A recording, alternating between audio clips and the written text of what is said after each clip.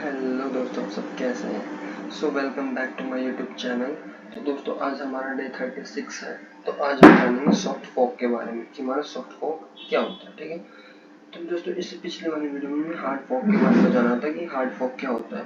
अगर आपने वो वीडियो जाके नहीं देखी तो सबसे पहले आप उसे जाके देखिए, तभी आप इस वीडियो को देखें। और मैं कहूँगा कि सबसे पहले आप इस चैनल को सब्सक्राइब कर लें और कमेंट करें कोई वीडियो होता है, और ये इस वीडियो को लाइक करें और ज़्यादा से ज़्यादा लोगों को शेयर करें। ठीक है, तो स्टार्ट करते हैं सॉफ्ट फॉग। तो देखो, बेसिकली हमने हार्ड फॉग में थोड़ा समराइज कर देता हूँ मैं क्या करा था। हमने हार्ड फॉग में जाना था कि जो डाउ अटैक जो हुआ था हमारा, वो भी एक वीडियो है, तो एक कनेक्टिविटी है। इसलिए मैं कह रहा हूँ कि आप स्टार्टिंग से वीडियोस देखें मेरे, ताकि आपको चीज़ें क्लियर हो सके कि मैं किस वीडियो की कहाँ पे बात कर रहा हूँ। ठीक है, तो मैंने डाउ अटैक के कनेक्ट करके फिर हार्ड फॉग के बारे में डिस्कस करा था कि जब डाउ अटैक हुआ था हमारा, तब हार्ड फॉग जो था हमारा एक प्रोटोकॉल था। तो इस सॉफ्टवेयर के जरिए ये एक अलग चेंज डिस्कवर करी गई थी, जिससे हमारा क्या इथेरियम क्लासिक का डिस्कवर हुआ था। ठीक है, फिर हमने जाना था इथेरियम क्लासिक क्या होता है, ये चीज़ें कैसे डिस्कवर हुई थी, ये हमने हार्ड फॉग के अंदर जान रखा है। ठीक है, तो आज हम बेसिकली बात करेंगे सॉफ्ट फॉग के बारे में। तो देखो, अब हम जानते हैं सॉफ्ट फॉग के बारे में। तो soft fog are change to the protocols but the end products remaining unchanged.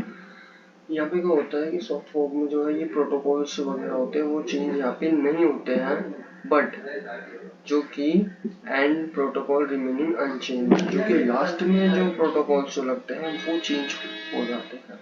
समझ रहे, मतलब कि प्रोटोकॉल्स वगैरह जो स्टार्टिंग में लगे थे, जो भी सॉफ्ट फॉग की वजह से जो है ये प्रोटोकॉल चेंज करे जा सकते हैं, लेकिन एंड प्रोडक्ट में जो है वो रिमेनिंग अनचेंज, मतलब कि नहीं करे जा सकते चेंज।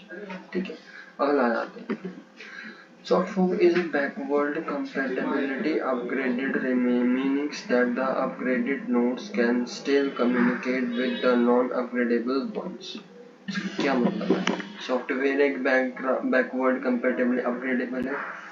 बेसिकली मुझे पता है आपको समझ नहीं आ रहा मैं क्या बताने को, लेकिन मैं आपको बताता हूँ कि ये क्या है। ठीक है, अब देखो इस लाइन का पहले हम मतलब समझते हैं क्या है। ठीक है, मान लो कि एक ए पार्टी है, पॉलिटिकल पार्टी है। ठीक है, अब ये पॉलिटिकल पार्टी है, ठीक है, उसकी मान लो उसमें पॉलिटिकल पार्टी में बहुत सारे जने होते हैं। ऐसा तो है नहीं कि एक जना होगा उस पॉलिटिकल पार्टी को चलाने के लिए, काफी जने होंगे। ठीक है, सपोज करो 50 जने हैं, 50 जने हैं उस पॉलिटिकल पार्टी को जो चला रहे हैं।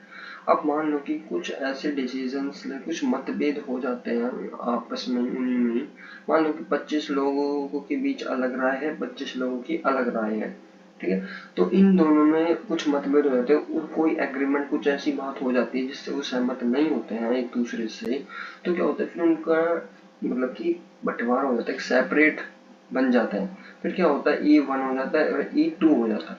तो बेसिकली यहाँ पे यही बात कर रहा है, जब यहाँ पे हमारा जो है ये मिसमैच नहीं हुआ ये कॉन्सेप्ट, तो जो है तो ये सेपरेट हो गया। अभी मैं आगे डिस्कस करूंगा ये मैच किसकी बात कर रहा हूँ मैं ये। ठीक है, बेसिकली अगर आपने हार्ड फॉग के बारे में वीडियो अगर देख रखी तो आपके लिए थोड़ा आसान होगा समझने में, यहाँ पे आपको थोड़ा क्लियर हो जाए। लेकिन नहीं देखी तो आप पहले उसे जाके देखें, तभी आप इस वीडियो पे आए। ठीक है, अभी बेसिकली मैंने ये लाइन लिखी कि soft fog are change to the protocol but the end of the unchange. देखो यहाँ पे क्या है, जैसे स्टार्टिंग में कुछ प्रोटोकॉल्स वगैरह लगे थे तो ये सॉफ्ट फॉग के जरिए जो है चेंज हो जाते हैं, लेकिन एट द एंड जो है ये आते आते ये जो है अनचेंज, फिर ये चेंज नहीं करे जा सकते। ठीक है, अभी मैं ऊपर से बता रहा हूँ, आगे मैं इसी वीडियो में बताऊंगा कि क्या है ये, मैं सिर्फ समझते चलो। Old nodes, not upgraded nodes, could still validated blocks and transactions. The formatting didn't break the rules, but they wouldn't understand them. Means कि इसमें कह रहा है कि जो हमारी पुरानी नोट्स जो होती है वो अपग्रेडेबल नहीं करी जा सकती। नोट्स ब्लॉक्स में जो ट्रांजैक्शंस होती हैं, फॉर्मेटिंग होती है, उनके रूल्स ब्रेक नहीं करे जा सकते। ठीक है, बट दे अंडरस्टैंड, हमें ये समझना पड़ेगा ये कैसे। मीन्स यहाँ पे कह रहा है जो नोट्स होती है, नोट्स के बारे में मैंने डिस्कस कर रखा है वीडियोज में, आप जाके देखिए नोट्स क्या होता है। ठीक है, तब आपको समझ आएगा नोट्स यहाँ पे क्या बात कर रहा हूँ। ठीक है, नोट्स जो एक अपग्रेडेबल नोट्स जो है ये उनको जो है अपग्रेड नहीं करता है नोट्स को। ठीक है, ये हमारा सॉफ्ट फॉग की बात होगी। ठीक है, और ये कुछ वैलिडेटेड ब्लॉक्स होते हैं, कुछ ट्रांजैक्शंस होती है, उनमें फॉर्मेटिंग वगैरह भी होती है, तो उनके रूल्स को भी कोई ब्रेक नहीं करता है ये। ठीक है, तो ये सॉफ्ट फॉर्क का यहाँ पे काम होता है। अब डेफिनेशन समझ आई आपको कि हमारा सॉफ्ट फॉर्क क्या होता है, ठीक है। अब हम जान लेते हैं थोड़ा आगे कि मैं यहाँ पे जितनी भी अभी तक बात करी है वो थोड़ा एक बार प्रैक्टिकली देख लेते हैं, ठीक है। अभी बेसिकली यहाँ पे हम दो नोड देख रहे हैं, एक ये जा रही है, एक ये अलग सेपरेट चली गई। तो यहाँ पे यही बात होगी, एक ये मान लो haven't upgraded yet and have already upgraded maturity. तो यहाँ पे सपोज करो कि इसने एक ब्लॉक क्रिएट करा 0.4 MB का, ठीक है। जैसे एग्जांपल लेते हैं ना पॉलिटिकल पार्टीज का, तो ये मान लो A1 है A2 है, इस तरह से आप समझो, ज़्यादा कॉम्प्लिकेटेड ना हो, सिंपल समझो, ठीक है। तो यहाँ पे 0.4 MB इसने क्रिएट करा A1 में, कोई नहीं ये में से, ठीक है, इतना कोई वो लोड नहीं है, ठीक है, इन्होंने नहीं करा। तो उसके बाद इन्होंने एक और क्रिएट कर दिया 0.5 MB का, इन्होंने कहा ठीक है कोई दिक्कत नहीं, ज़्यादा MB का नहीं करा। फिर इन्होंने 0.8 MB का एक और क्रिएट कर दिया बिना किसी इनकी जो है परमिशन लिए, ऐसा कुछ करके, ठीक है।